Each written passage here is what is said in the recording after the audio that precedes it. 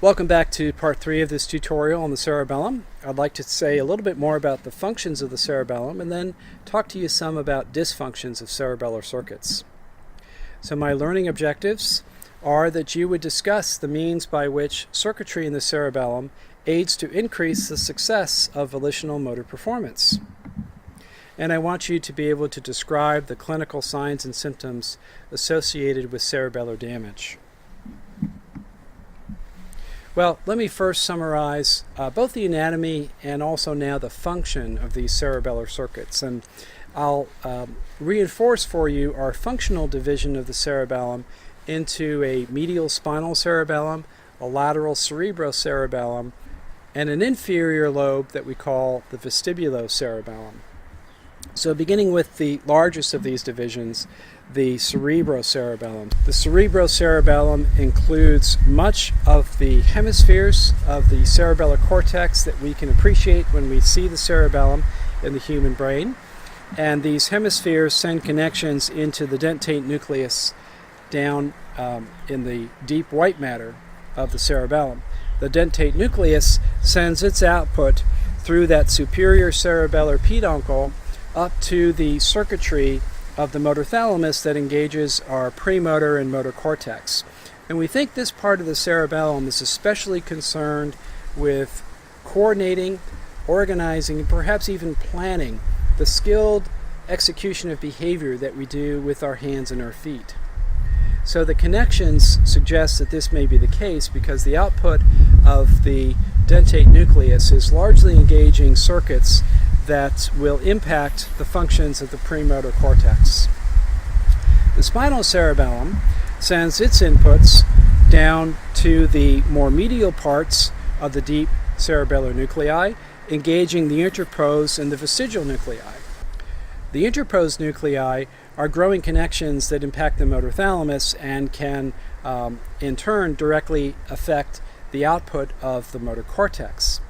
But the interpose nuclei, together with the vestigial nuclei, are also growing axons into the brainstem reticular formation.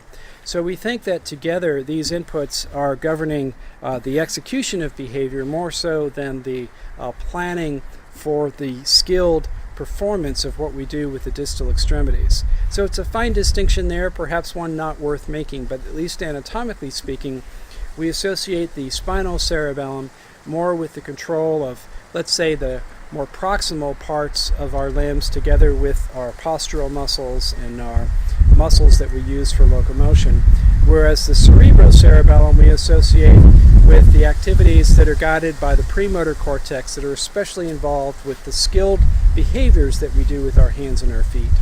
And that leaves us with the vestibulocerebellum, that floccular nodular lobe that is directly connected with the vestibular nuclear complex of the brainstem. This nuclear complex, as you know, is mainly concerned with the feedback, adjustment of posture, given signals that are associated with the accelerations of the head. And these adjustments typically help to stabilize our posture against some unanticipated disturbance. So this has been a summary of the anatomy that gives you a sense of what aspects of motor control the cerebellum might have an influence over. Let me give you a little bit more of a sense of exactly what that nature of that influence might be. So when you think about the function of the cerebellum, I want you to think of coordination. The coordination of sequenced movement or multi-jointed movement when it comes to our extremities. When it comes to those domains of planning, perhaps even those domains of reason and problem solving, we can think of the influence of the cerebellum as helping to coordinate the sequences of events that are necessary for planning an act or for solving a problem. And the key operative word is coordination. So the cerebellum, as it coordinates these activities, it can help to improve the stability of our actions as well as their fluidity. The cerebellum has a role to play in dampening down the oscillations that might have as flexor and extensor muscles are coordinated by lower motor circuits. As the cerebellum is serving to correct errors in motor performance, it can also play a role in improving motor performance over time through the accrual of experience. And in this way, the cerebellum can assist motor circuitry in motor learning, because after all, correcting errors is exactly what is necessary for motor learning to occur. The cerebellum may not necessarily be a site where skill is stored, but it seems to be a necessary circuit that is engaged in the process of improving performance and thereby acquiring the skill in the first place. One of the most amazing facts of cerebellar-based plasticity that I've learned about is how specific that plasticity can be. We can do a pretty simple demonstration, and in fact I hope to show you this demonstration to make available for you a video recording of one of my experiments in action that involves plasticity and how our visual world is mapped onto our map of motor output or motor intention. And this would involve the task of throwing a ball at a target. And what we can demonstrate is that the plasticity that takes place, the learning that takes place under experimental conditions, can be specific for not only the motor structure that is being used, the arm of the thrower, but also the program itself, that is, the way that arm is used. So we can show plasticity of, let's say, an overhand throw, but not an underhand throw. Same muscles, same joints, roughly the same kind of sequence, but the details of how that multi-jointed movement is sequenced to perform an overhand versus an underhand throw differ. And it seems to be at that level of the organization of the motor program for movement that the motor learning takes place or the adaptation occurs. So a remarkable degree of specificity in what the cerebellum is actually operating upon to change. Now, it's quite interesting to think that maybe something similar is happening in the domain of cognition. We know that the dentate nucleus sends connections not just to the motor thalamus, but also to more medial parts of the thalamus that send connections to the prefrontal cortex.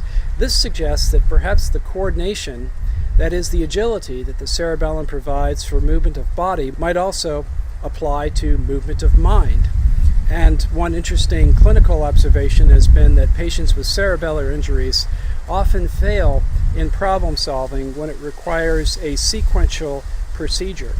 Perhaps you've seen some simple board games or peg games that require implementation of a strategy that involves moving in one step, followed by another, and another.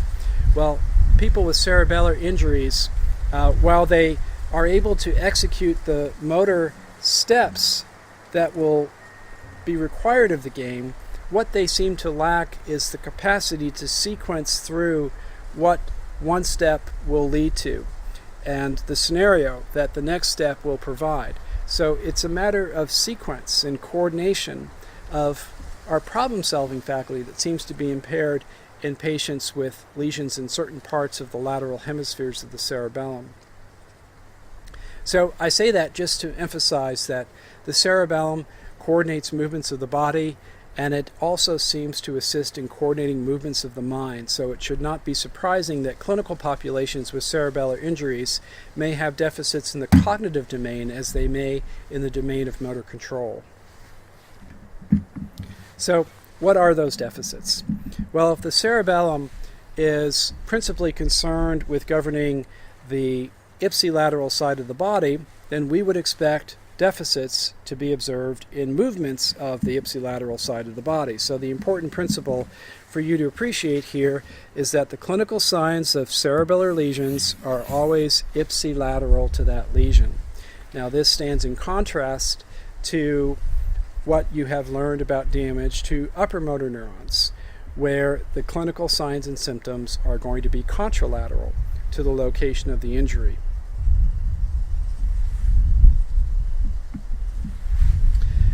As I've been saying, the cerebellum represents the ipsilateral side of the body, and perhaps this reflects the fact that the spinal cerebellar pathways are set up to provide ipsilateral input.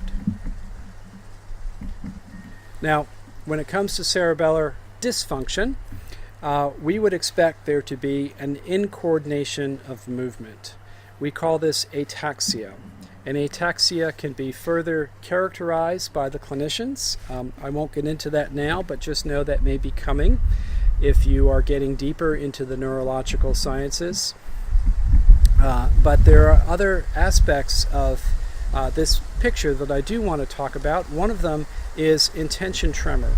So patients who have damage to the cerebellum, they tend to have tremulous movement when they are intending to move, such as if they were to reach out to grab an object, there is a tremulous movement that reflects an unsteadiness or an incoordination across those joints. There may be an instability of the limb as it approaches a target. It may undershoot a target, or it may overshoot that target if one were to reach out to grasp something. So there is a dysmetria, which refers to a lack of gauging the distance that is required to accurately execute a motor skill. There may be an impairment of alternating movements that is sometimes tested in the clinic. One should be able to alternately rotate around the wrist at a fairly rapid rate. And if there is either a breakdown in rhythm or a reduction in speed, then perhaps that suggests that there may be a problem in the governance of that motion via the cerebellum. And then finally, there can be a decomposition of movement. Rather than a smooth coordination across multiple joints in, let's say, a visually guided reach, there may be a breaking down of that motion into component parts. So there can be a decomposition of that smooth coordination or that smooth sequencing of action across these joints. I'd like to leave you with a short clip that we recorded in the lab when we encountered a brain that seemed to show evidence of degeneration of the anterior part of the vermis that is fairly characteristic in individuals that have abused alcohol for many years in their life. So one of the most common cerebellar dysfunctions that you may see if you're heading into the healthcare world is alcoholic cerebellar atrophy. And this can result in an impairment of the functions that are performed by the medial parts of the cerebellum, involving the vermis and the cortex just lateral to the vermis. This seems to be the region of the cerebellum that degenerates with chronic alcohol abuse for reasons that are not entirely understood. But when one thinks of this part of the cerebellum, I hope you should now recognize this as the spinal cerebellum, which is that portion of the cerebellum that is going to be especially concerned with the proximal limb muscles that are important for walking, for posture, and this is likely what explains the staggering gait that is characteristic of individuals that are chronic abusers of alcohol. They may be staggering not because they're inebriated, but because they've suffered this kind of medial and paramedial damage to their cerebellar hemispheres, as you are about to see.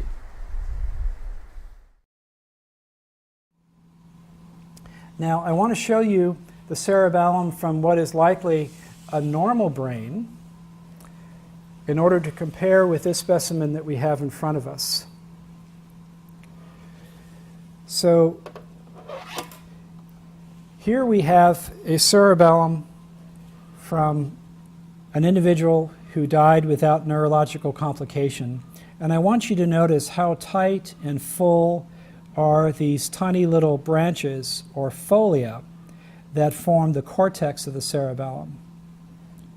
In contrast, this other brain has an unusual amount of space between the folia of the cerebellum. These spaces are indicative of one particular pathology that seems to result in the atrophy of this anterior and medial part of the cerebellum. And that condition is chronic alcohol abuse. So although I do not know these individuals from whom these brains were obtained, nor do I know their medical history, the appearance of the cerebellum in this specimen is highly indicative of chronic alcoholism. compared to what we see in a healthy-looking cerebellum. And this alcohol abuse that I suspect might have afflicted this particular brain is likely to have impaired the coordination of gait and other aspects of locomotion in this individual in life.